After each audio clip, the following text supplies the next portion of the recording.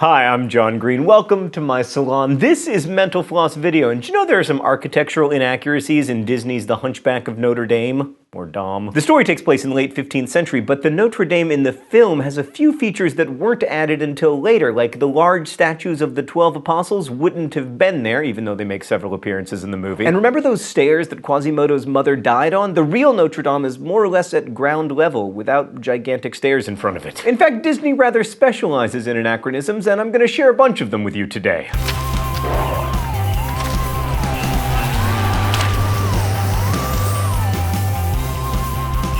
In Sleeping Beauty, Prince Philip tells his father, "You're living in the past. This is the 14th century." So we have a pretty good idea of when the film took place.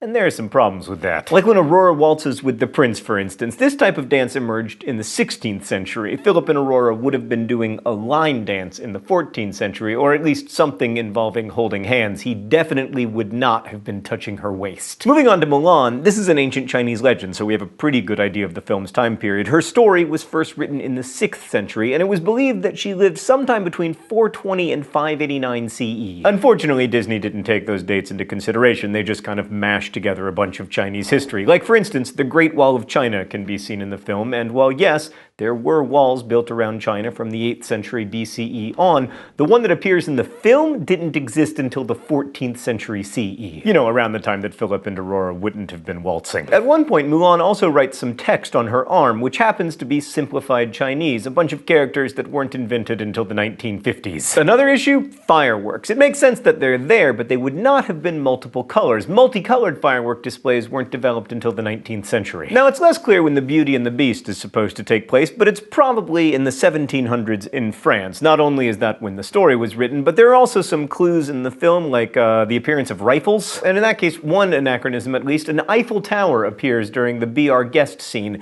The characters wouldn't know about the structure because construction didn't start until 1887. There's also some debate about when Tarzan takes place. The first book about him was published in 1914, but Disney enthusiasts put this version at around the late 1880s, partly because the presence of a certain kind of typewriter helps date it. Regardless, it doesn't make a ton of sense when Jane tells Tarzan that she can take him to meet Charles Darwin and Rudyard Kipling. Darwin died in 1882, and Kipling didn't become famous until 1889. Frozen probably takes place around the same time. The costume designer has mentioned that she was going for 1840 Western European look, so that gives us a clue. This means that Elsa wouldn't refer to frozen fractals in the song Let It Go, because the word fractal was first used in 1975. Also, this is gonna sound weird, but in the 1840s in Europe, there should have been guns. There are way more swords and crossbows in that movie than there should have been. Those characters would have had rifles by that time. Now let's move on to Tangled, because as our Disney fanatic viewers already know, it is said to take place in the same universe as both Tarzan and Frozen. I mean it, Google it. That movie takes place in the 1780s, at least according to the filmmakers, which means that Rapunzel would not have been able to use matches to light candles. To be fair, our Rapunzel is a Pez dispenser, so she's not historically accurate either. Hercules is obviously about a mythological character, but we're still going to mention some inaccuracies to the original myth because it was very real and important to ancient Greeks and Romans. First of all, he was never said to be Hera's son like he is in the movie. His mom was actually a mortal named Alcmene. And Hades wasn't actually evil. In fact, for more info on that, you can see our episode on mythological misconceptions. Okay, let's move on to Robin Hood. So the presence of King Richard in Robin Hood helps us place the film sometime between 1189 and 1199 when he reigned. And that means at least a couple things are out of place. I mean, aside from like talking animals and whatnot. Badminton and the farthing coins. Even badminton's earliest ancestors only date back to the 1600s, and farthing coins wouldn't be minted in England until 1222. One of Disney's first high-profile computer-animated films was the movie Dinosaur from the year 2000. It was about a dinosaur who's been raised by lemurs. I've had to watch it 4,000 times, and I'd just like to say there were no lemurs at any point when the non-avian dinosaurs were roaming the earth. Another out-of-place animal in a Disney film, the coelacanths in Atlantis: The Lost Empire. They can be seen in an aquarium, but the film takes place in 1914, and coelacanths weren't rediscovered until 1938. Until then, they were believed to be extinct.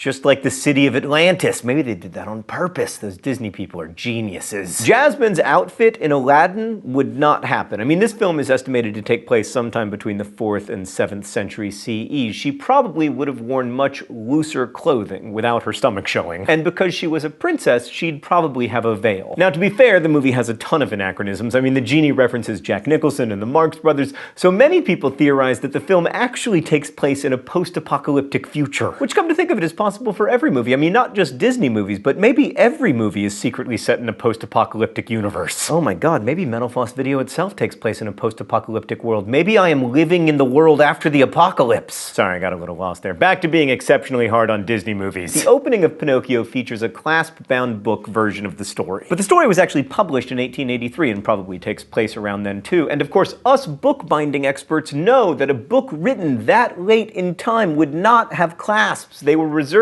by then only for Bibles and journals. Another hard-to-spot anachronism, 101 Dalmatians has a TV show within the movie moment starring an action hero dog named Thunderbolt, but it's sponsored by Canine Crunchies, a type of advertising that would have been against the rules in the UK at the time. Okay, we're gonna finish up with a couple of movies that are actually based on true stories, like the 2013 live-action Disney film Saving Mr. Banks. A couple important corrections. Walt Disney and Mary Poppins author P.L. Travers did not ever visit Disneyland together. Travers had also essentially signed away the rights to her work to Disney in 1960 before she even met Walt Disney and before going to his studio. The film doesn't even start its story until 1961. That's when we see Disney try to convince her to sign the rights over, which she had already done. And while Travers did cry at the premiere of Mary Poppins, it was not for the reasons the film makes it seem, happiness and relief. According to the biography Mary Poppins She Wrote, The Life of P.L. Travers, she cried because it was still jarring to see the words Mary Poppins on screen, let alone her name in such tiny print. Another non-fictional person made into a practically fictional character,